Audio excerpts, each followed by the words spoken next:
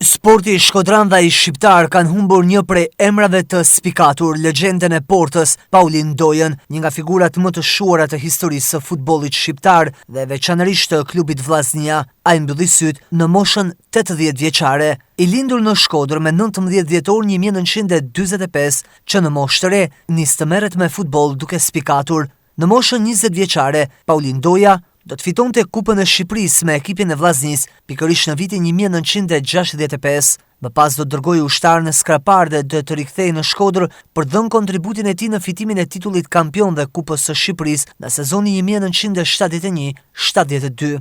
Një vit më vonë, do të largonin nga futbolli për arsye biografike. Pas përfundimit të karrierës si lojtar, Paulin Doja ka vazhduar të kontribuojë në futbollin shqiptar si trajner dhe përgatitës i portierëve në Akademinë e Vllaznisë. Përkushtimi i tij ndaj klubit dhe futbollit shkodran ka qenë i pandërprer, duke ndihmuar në zhvillimin e talenteve të reja dhe ruajtjen e traditës së këtij klubi. Në vitin 2019, në nder të kontributit të tij dhe të Selamidanit, do të organizojë Kupa Selamidani dhe Paulin Doja, një turne për mosha të reja që përfshui 41 ekipe.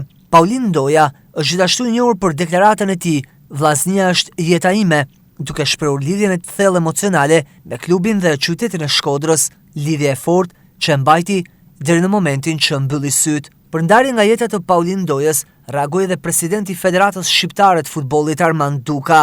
Tjetër lajm i hidhur për futbollin shqiptar na erdhi nga Italia. Paulin Doja, legjenda e Portës, një prej figurave më të mëdha të futbollit shkodran dhe atij shqiptar, është ndarë nga jeta.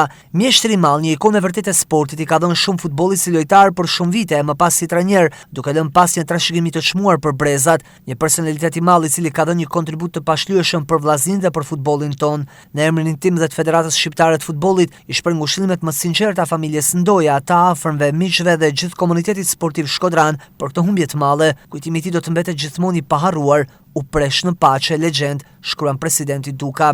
Edhe kryebashkiaku Beci dhe autoritetet të tjera vendore, përfaqësues të politikës dhe botës së sportit, shprehen homazhet e tyre për Paulin Dojën.